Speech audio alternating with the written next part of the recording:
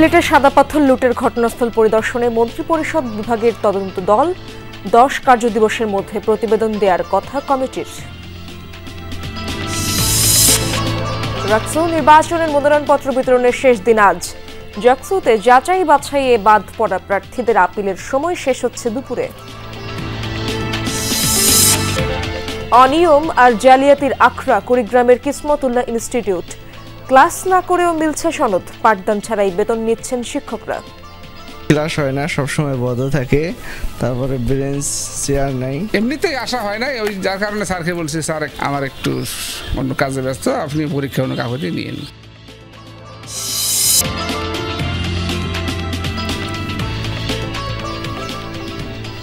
আমন্ত্রণ সংবাদ সারা দেশে আপনাদের সঙ্গে আছি আমি ইশরাত জাহান। এতক্ষণ শিরোনামগুলো দেখছিলেন, এবার বিস্তারিত খবর জানাবো। সিলেটের সাদাপাথর লুটের ঘটনাস্থল পরিদর্শন করছে মন্ত্রিপরিষদ বিভাগের 5 সদস্যের তদন্ত কমিটি। স্থানীয় পর্যটন ব্যবসায়ীদের সাথে কথা বলছেন তদন্ত কর্মকর্তারা। লুটের সাথে জড়িতদের পরিচয় ও প্রশাসনের ভূমিকা জানার চেষ্টা করছেন তারা। পাথর লুট কাণ্ডে গত 20 আগস্ট 5 সদস্যের তদন্ত কমিটি গঠন করে মন্ত্রিপরিষদ বিভাগ। কমিটিকে 10 কার্যদিবসের মধ্যে লুটের ঘটনায় দায়ী ব্যক্তিদের শনাক্ত করে প্রতিবেদন দিতে বলা হয়েছে। অবৈধভাবে পাথর উত্তোলনের ঘটনায় কোনো কর্তৃপক্ষের দায়িত্ব অবহেলা ছিল কিনা তা নিরূপণ করা হবে। এছাড়া ঘটনার পুনরাবৃত্তি রোধে সুপারিশ করার নির্দেশনাও দেওয়া হয়। তদন্ত কমিটির আহ্বায়ক মন্ত্রিপরিষদ বিভাগের সমন্বয়ক ও সংস্কার শাখার সচিব জাহেদা পারি।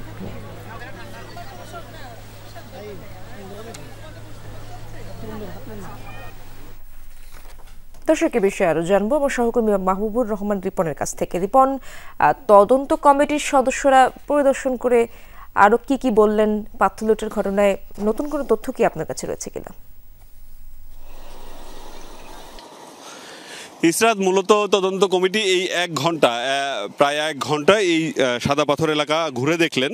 বিশেষ করে যে সকল স্থান থেকে ভয়াবহ লুটপাট হয়েছে সেই এলাকাগুলো ঘুরে দেখলেন এবং সেখানে যারা শ্রমিকরা রয়েছেন তাদের সাথে কথা বললেন। স্থানীয় শ্রমিক যারা রয়েছে তাদের সাথে কথা বলে মূলত তারা জানতে চেষ্টা করলেন এই পাথর লুটের সাথে কারা জড়িত এবং এখানকার যে স্থানীয় প্রশাসন রয়েছে তাদের ভূমিকা কি ছিল।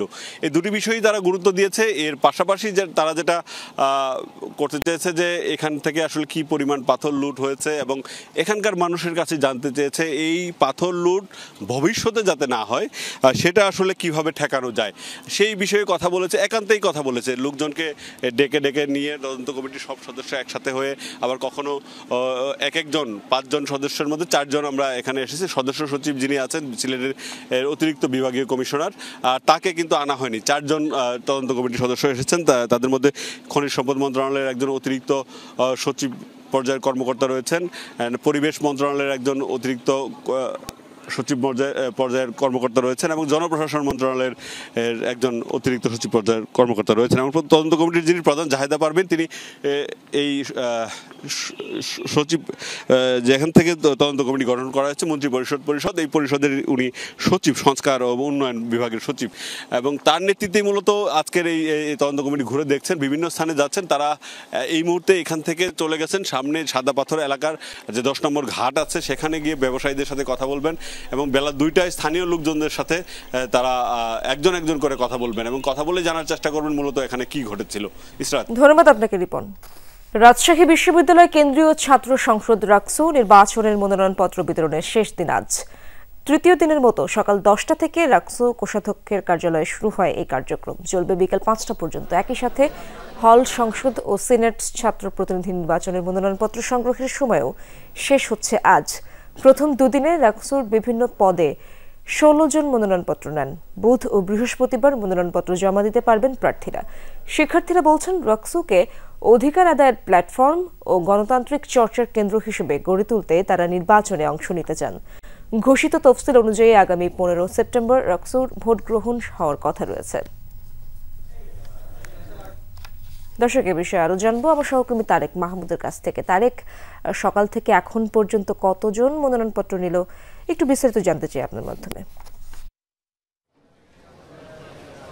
ইশরাত, সকাল থেকে এখন পর্যন্ত মোট 15 জন কিন্তু মনোনয়নপত্র উত্তোলন করেছে। এর মধ্যে স্বতন্ত্র ভিপি পদে 2 জন এবং স্বতন্ত্র জিএস পদে 1 জন প্রার্থী সেটি কিন্তু মনোনয়নপত্র তারা উত্তোলন করেছে। এবং সকাল থেকে আমি দেখতে পাচ্ছি গত 2 দিনের চেয়ে আজকে কিন্তু বলা যায় যে উৎসবমুখর পরিবেশে কিন্তু যারা মনোনয়ন প্রত্যাশী রয়েছেন তারা এসেছেন, মনোনয়নপত্র উত্তোলন করছেন। আমরা একটু কথা বলবো। একজন মনোনয়নপত্র উত্তোলন করেছেন। আপনি আপনাদের আসলে নির্বাচন কমিশনের কাছে চাওয়া কি, প্রত্যাশা কি, এই নির্বাচন নিয়ে কি ভাবছেন? ধন্যবাদ। আমি স্বতন্ত্র প্যানেল থেকেই বিজ্ঞান ও প্রযুক্তির সম্পাদকে আমি মনোনয়নপত্র উত্তোলন করেছি। আমি তোফাইল আহমেদ তোফা। নির্বাচন কমিশন হচ্ছে আমাদের ভরসার জায়গা, আমাদের সাধারণ শিক্ষার্থীদের ভরসার জায়গা আমাদের প্রশাসন, তারপরে নির্বাচন কমিশন।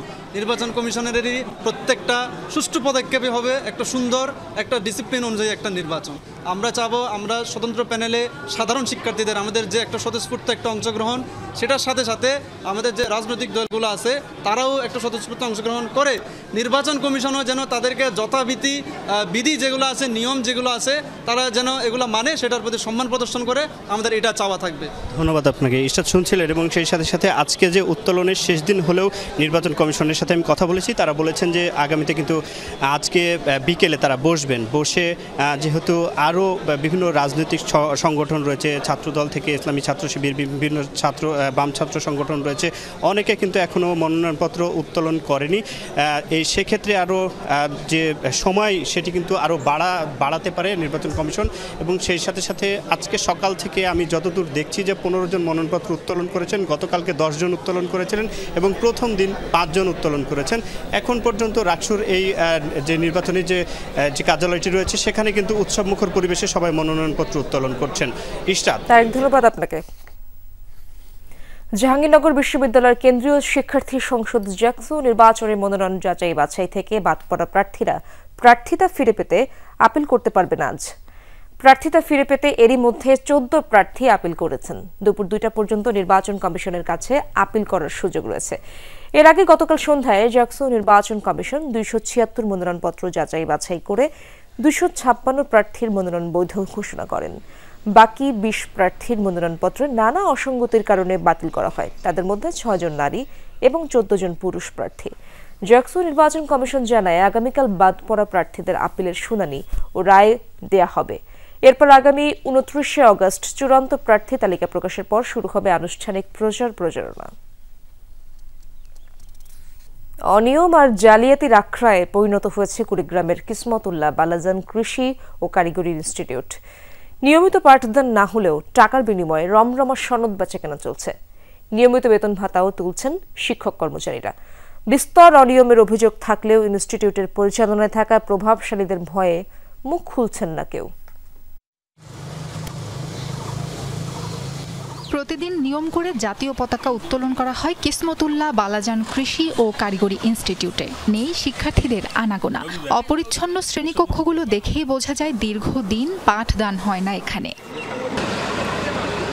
কুড়িগ্রামের রৌমারীতে 2004 সালে স্থাপিত প্রতিষ্ঠানটি 6 বছর আগে এমপিওভুক্ত হয়। খাতা কলমে শিক্ষক সহ 17 জন স্টাফ রয়েছে, 7 জন এমপিওভুক্ত।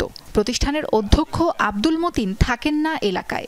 ল্যাব অ্যাসিস্ট্যান্ট রফিকুল ইসলাম ঢাকায় কোচিং ব্যবসায় জড়িত। প্রতিষ্ঠানে পাওয়া গেল না শিক্ষক শিক্ষার্থীদের হাজিরা খাতা। এমনিতেই আসা হয় না, ওই যার কারণে স্যারকে বলছি, স্যার আমার একটু অন্য কাজে ব্যস্ত, আপনি পরীক্ষা অন্য কাগজে নিয়েন। পরিচয় গোপন রাখার শর্তে এক শিক্ষার্থী জানান কলেজে ভর্তি না হয়েও টাকার বিনিময়ে পেয়েছেন সনদ। নিবন্ধন পরীক্ষায় পাশ করিয়ে দেয়া হয় 2 লাখ টাকার চুক্তিতে।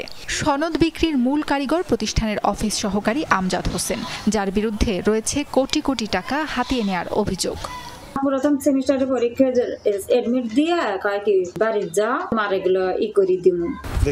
দেখছেন ছবি তুলছেন, ভালো এখনই লিখতে হবে। রফিকুল ইসলাম ঢাকায় আছে, সে ল্যাব অ্যাসিস্ট্যান্ট, এখানে তো বাধ্যতায় থাকতে হবে তা তো না। কেঁচো খুঁড়তে সাপ বেরিয়ে এলো। পরীক্ষার খাতায় শিক্ষার্থীদের স্বাক্ষর, নাম, রোল না থাকলেও রয়েছে পরিদর্শকের স্বাক্ষর, যদিও সেখানে রয়েছে ভয়াবহ জালিয়াতি। ব্যবহারিক পরীক্ষায় যে ঘর দেখা যাচ্ছে, এখানে ইনভিজিলেটরের যে ঘরটার মধ্যে এখানে 6টি স্বাক্ষর দেখা যাচ্ছে। এই 6টি স্বাক্ষরের একটিও কিন্তু আমার না। দুর্নীতিতে পিছিয়ে নেই আরেক অফিস সহকারী সুরুজ্জামান। চাকরির মেয়াদ বাড়াতে করেছেন এনআইডি কার্ড জালিয়াতি। আমার সার্টিফিকেট বয়স অনুযায়ী যেটা আছে সেটাই তো আমি বলছি, কিন্তু আপনার কথাটা বুঝছেন না। প্রকৃত বয়স ওটা কিভাবে বলবেন আপনার? আপনার প্রকৃত বয়স আপনি না না না। এসব অনিয়ম জানা থাকলেও প্রভাবশালীদের ভয়ে মুখ খুলেন না স্থানীয়রা। পরিষ্কার তো নয়, অপরিষ্কার তো করে নেই, তো লোকজন তো আইসেই নেই, ছাত্রছাত্রীও নাই, ক্লাস হয় না, সবসময় বন্ধ থাকে, তারপরে বেঞ্চ চেয়ার নাই। অনিয়মের বিষয়ে ঊর্ধ্বতন কর্তৃপক্ষকে জানিয়ে ব্যবস্থা নেওয়ার আশ্বাস উপজেলা নির্বাহী কর্মকর্তার। কোনো শিক্ষা প্রতিষ্ঠান যদি অনিয়মের সাথে জড়িত থাকে বা প্রতিষ্ঠান বন্ধ আছে, মানে এটা একটা অনিয়ম, সেক্ষেত্রে আমি ঊর্ধ্বতন কর্তৃপক্ষকে জানাবো। সাবরিনা লিজা, যমুনা নিউজ। পাবনার আঞ্চলিক মহাসড়কের বেহাল দশায় দীর্ঘদিন ধরে ভোগান্তি পোহাচ্ছেন জেলার সাধারণ মানুষ। সমস্যা নিরসনের দাবিতে মানববন্ধন করেছেন স্থানীয়রা। কম সময় ঢাকাসহ বিভিন্ন জেলায় যাতায়াতের জন্য গুরুত্বপূর্ণ রাস্তাটি এখন সীমাহীন দুর্ভোগের কারণ। গেল বছর মেরামতের কাজ শুরু হলেও 5 আগস্টের পর মাঝপথেই বন্ধ হয়ে যায় সড়ক সংস্কারের কাজ। যোগাযোগ করেও পাওয়া যাচ্ছে না ঠিকাদারি প্রতিষ্ঠানের কর্তৃপক্ষকে। সড়ক সংস্কারের দাবিতে ক্ষুব্ধ হয়ে শেষমেশ মানববন্ধনে নামতে হয় পাবনার চাটমোহরবাসীকে। এই দৃশ্য পাবনা চাটমোহরের জারদিস মোড় থেকে মান্নাননগর আঞ্চলিক মহাসড়কের। একসময় রাজধানী ঢাকাসহ কয়েক জেলায় যাতায়াতের জন্য সহজ পথ হিসেবে পরিচিত সড়কটি স্থানীয়দের জন্য এখন গলার কাটা। ছোট বড় ডোবা ও খানাখন্দে ভরা সড়কে দুর্ঘটনাও ঘটে মাঝে মধ্যে। একটু বৃষ্টি হলে বাচ্চাদের আসা যাওয়ার খুব সমস্যা হয়, আমাদের শিক্ষকরাও যারা ওদিক থেকে আসে কিংবা আমরা যারা এখানে চলাচল করি সবারই সমস্যা হচ্ছে। কিছুদিন আগে এখানে 2 রাত থাকছি, গাড়ির দেবে নষ্ট হয়ে যায়, কেদো যাওয়া যায় না, বৃষ্টি, রাস্তা খুব খারাপ। আমার গাড়ি যদি একবার চাটমোহর যায় আবার ফিরত আসবে কিনা সন্দেহ, এমন রাস্তায় আমরা অসুবিধায় চাটমোহরে চলাচল করি। সুস্থ মানুষ এই রাস্তা দিয়ে গেলে অসুস্থ হয়ে যাবে। কোনো অসুস্থ রোগী যদি যান, আমার মনে হয় সে আইসিইউতে পাঠাতে হবে। গত বছর ফেব্রুয়ারিতে রাস্তাটি মেরামতের কাজ দেয়া হয় সিরাজগঞ্জের ঠিকাদারি প্রতিষ্ঠান তুর্না এন্টারপ্রাইজ প্রাইভেট লিমিটেডকে। গণ অভ্যুত্থানের পর হঠাৎ করেই বন্ধ করে দেয়া হয় সংস্কার কাজ। পরবর্তীতে ঠিকাদারি প্রতিষ্ঠানের বিরুদ্ধে ব্যবস্থা গ্রহণ করতে ঊর্ধ্বতন কর্মকর্তার কাছে চিঠি দেয় সড়ক বিভাগের প্রকৌশলী। ঘটনার পর থেকে যোগাযোগের চেষ্টা করেও পাওয়া যায়নি ঠিকাদারি প্রতিষ্ঠানের কোনো কর্মকর্তাকে। প্রকৌশলী সহ তাকে আমরা একসাথে মিটিং করছি, মিটিং করে তাকে টাইম ফ্রেম দেওয়া হয়েছে, কিন্তু সে তার পক্ষ থেকে সে উদ্যোগ গ্রহণ করে নাই এবং এর ফলে যেমন জনদুর্ভোগ তৈরি হয়েছে ঠিক তেমনি একটা বিরূপ মনোভাব তৈরি হচ্ছে এবং ইতিমধ্যে তার যে জামানত আছে সেটা বাজেয়াপ্ত করার জন্য এবং এই যে তার জন্য যে জনদুর্ভোগ হচ্ছে একে তাকে দিবার বা বাতিল করার জন্য আমি তোদের সুপারিশ করছি। সড়ক বিভাগের তথ্য মতে এই আঞ্চলিক মহাসড়কটি সংস্কারে ব্যয় ধরা হয় 16,42,61,000 টাকা। আফরোজা লামিয়া, যমুনা নিউজ। চুয়াডাঙ্গায় মোবাইল নিয়ে বিরোধের জেরে 2 যুবককে এলোপাথারি কুপিয়ে জখম করা হয়েছে। ঘটনার একটি ভিডিও ছড়িয়েছে সামাজিক যোগাযোগ মাধ্যমে। সোমবার রাতে শহরের শেখপাড়ায় এই ঘটনা ঘটে। আহতরা হলেন বড়বাজার এলাকার রাজু আহমেদ ও দক্ষিণপাড়ার সুবল সরকার। এলাকাবাসী জানায় কয়েকদিন আগে স্থানীয় যুবক সজীবের কাছ থেকে একটি ব্যবহার করা মোবাইল ফোন কেনে রাজু। মোবাইলটি হঠাৎ লক হয়ে গেলে জানা যায় সজীব কিস্তির টাকা পরিশোধ না করায় কোম্পানির পক্ষ থেকে মোবাইলটি লক করে দেওয়া হয়। এ নিয়ে বাগবিতণ্ডায় জড়ায় দুজন। এর জের ধরে রাতে সজীব সহ কয়েকজন রাজুর উপর হামলা চালায়। এ সময় সুবল তাদের বাধা দিতে এলে তাকেও কুপিয়ে জখম করা হয়। স্থানীয়রা তাদের উদ্ধার করে হাসপাতালে ভর্তি করে। অভিযুক্তদের ধরতে অভিযান চলছে বলে জানিয়েছে পুলিশ। জলজ ফুলের রানী বলা হয় পদ্মকে। প্রাকৃতিকভাবে জন্ম নেওয়া পদ্ম ফুল সৌন্দর্য বাড়িয়ে দিয়েছে গোপালগঞ্জের বিলের চিত্র। দূর থেকে দেখলে মনে হবে যেন ফুলের বিছানা পেতে রেখেছে কেউ। প্রতিদিনই এই সৌন্দর্য উপভোগ করতে আসছে দর্শনার্থীরা। পর্যটকদের সুবিধার্থে কিছু পদক্ষেপের কথা জানালেন জেলা প্রশাসক।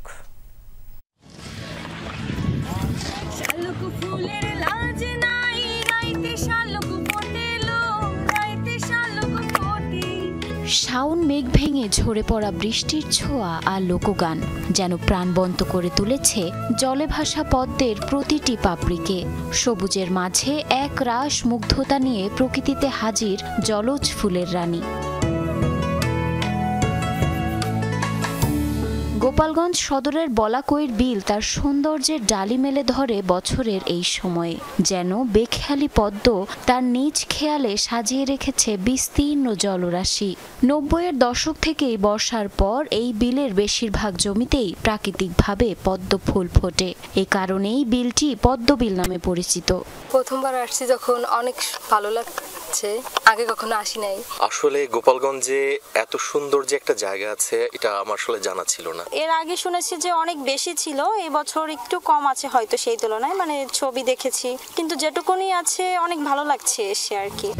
মূলত শরৎকালে গ্রাম অঞ্চলের বিল আর জলাশয়ে দেখা মেলে পদ্ম ফুলের, যা হেমন্তকাল পর্যন্ত ফুটে থাকে। ফুলের সৌন্দর্য উপভোগে প্রতিদিনই আত্মীয় স্বজন, বন্ধু বান্ধব নিয়ে ভিড় করছেন দর্শনার্থীরা। আমার জেলায় এত সুন্দর একটি জায়গা আছে, সেটা আমি সবাইকে দেখাইতে পারি, বলতে পারি, এটা আমার জন্য গর্বের বিষয়। বহুবার আসছি, প্রতিদিন হাজার হাজার দর্শনার্থী প্রাকৃতিক সৌন্দর্য দেখতে আসে। খুলনা থেকে লোক আসে, আপনার ঢাকা থেকে লোক আসে, সাতক্ষীরা থেকে লোক আসে, বগুড়া থেকে আসে, বরিশাল থেকে আসে। বলাকইর বিলে প্রাকৃতিকভাবে জন্ম নেওয়া পদ্ম বিলের সৌন্দর্য বৃদ্ধি করেছে। পর্যটকদের সুবিধার্থে কিছু পদক্ষেপের কথা জানালেন জেলা প্রশাসক। আমরা ইতিমধ্যে কয়েকটি উদ্যোগ নিয়েছি, তার মধ্যে একটি হচ্ছে এখানে চমৎকার একটি কমপ্লেক্স করা, যেখানে সব টয়লেট এবং দূর থেকে আসা যাত্রীরা যেন তারা রেস্ট নিতে পারেন। আর সাথে সাথে এখানে বেশ কিছু নৌকা আছে বিভিন্ন পর্যায়ের, ছাউনি দিয়ে এবং ছাউনি ছাড়া, তাদের নিরাপত্তার জন্যও আমরা এখানে গ্রাম পুলিশ সহ বিভিন্ন ব্যবস্থাপনা নিয়েছি। স্থানীয়দের অভিযোগ, পদ্মফুল ছেঁড়া সহ বিলের মধ্যে খাবারের উচ্ছিষ্ট ফেলে পরিবেশ নষ্ট করছে কিছু মানুষ। বিষয়টিতে প্রশাসনের হস্তক্ষেপ কামনা করেন দর্শনার্থীরা। জারিন অর্নি, যমুনা নিউজ। দর্শক, এই ছিল সংবাদ সেরা দেশের এখনকার আয়োজনে। এতক্ষণ যারা সঙ্গে ছিলেন সবাইকে ধন্যবাদ।